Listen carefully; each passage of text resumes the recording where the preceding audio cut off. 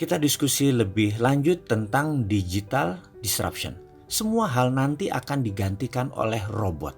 Apa yang bisa mekanik dan elektrik pasti diganti robot. Jadi manusia semuanya nanti bisa digantikan oleh AI.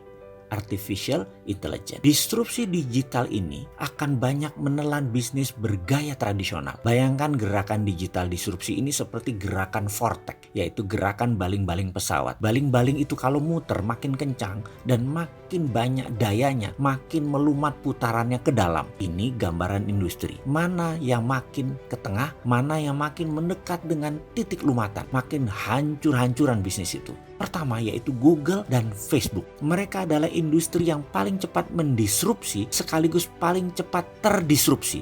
Dalam 10 tahun ke depan akan terjadi perubahan dalam dunia sosial media dan dunia search engine, di mana mungkin saja tetap Google yang memimpin, namun sudah bergeser jauh kefungsiannya dari saat ini. Kedua, media akan terdisrupsi yaitu media mainstream.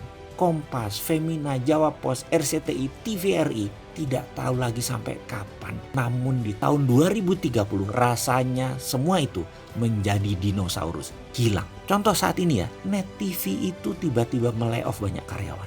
Persaingan mereka itu dengan individu yang asetnya minim.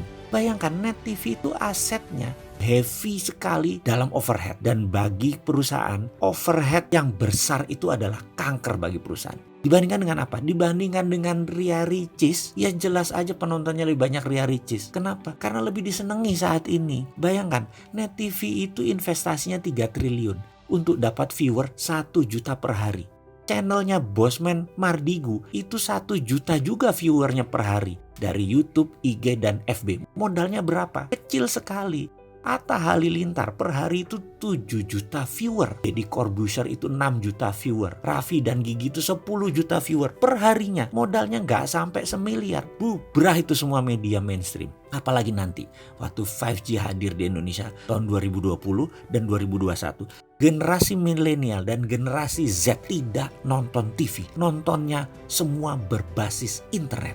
Ketiga, apa yang terdisrupsi? Retail shop. Ramayana, Matahari, departemen store serba ada akan musnah menjadi marketplace digital jualannya. Menjadi personal bisnis itu dan menjadi direct bisnis itu. Produsen langsung ke konsumen dan konsumen langsung request ke produsen. Nggak ada lagi orang tengah, nggak ada lagi pajangan, nggak ada lagi retail shop. Keempat adalah hadirnya fintech, financial technology. Barusan kita cerita kalau banyak bank akan atau sudah mengurangi kantor cabangnya. Ini akan merubah dunia perbankan, baik dari jumlah cabang, jumlah karyawan, hingga jumlah ATM. Di tahun 2030 bahkan, dibandingkan dengan saat ini, akan tinggal 20% jumlah karyawan bank, cabang bank, dan mesin ATM. Karena semua sudah menjadi mobile. Kelima, selanjutnya, apa yang terdisrupsi? Telekomunikasi. WA itu akan melibas semuanya. Telkom akan berubah landscape-nya. Kenapa? Karena mendadak komunikasi menjadi semuanya gratis. 5G nanti bisa gratis. Dan kalau Telkom mengadopsinya telat, baru 2045, Singapura sudah mengadopsinya sekarang, maka di tahun 2021 telepon kita bisa 3. Salah satu teleponnya adalah Singtel. Karena kita nggak bisa tahan lagi udah pakai satelit.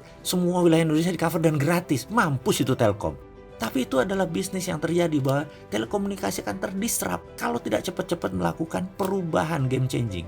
Kenapa? Karena telekomunikasi merubah dari more for less jadi more for zero. Itulah yang dilakukan oleh digital company. Mereka menghasilkan more for zero. Itulah ciri digital disruption. Keenam, apa yang terdisrupsi kemudian? Edukasi. Edukasi nanti tidak akan pakai ruang kelas dan guru lagi. Apa yang dilakukan? Mereka menggunakan digital, ruang kelas tidak sebanyak sekarang lagi. Kampus dan sekolahan itu tinggal separuh kebutuhan ruang kelasnya karena semua digital. Guru dan dosen tinggal separuh dibandingkan saat ini. Karena itu akan terjadi disrupsi gila-gilaan di bidang edukasi. Dan ini akan membuat shock. Kuncinya sekali lagi, dalam digital disruption, cirinya adalah kita menghasilkan layanan yang more for less. Jadi produknya 10 kali lebih bagus dari yang existing. Tapi 10 kali lebih murah dari produk yang existing juga. Kalau itu sampai terjadi, maka industri akan digoncang oleh layanan more for less dan more for zero.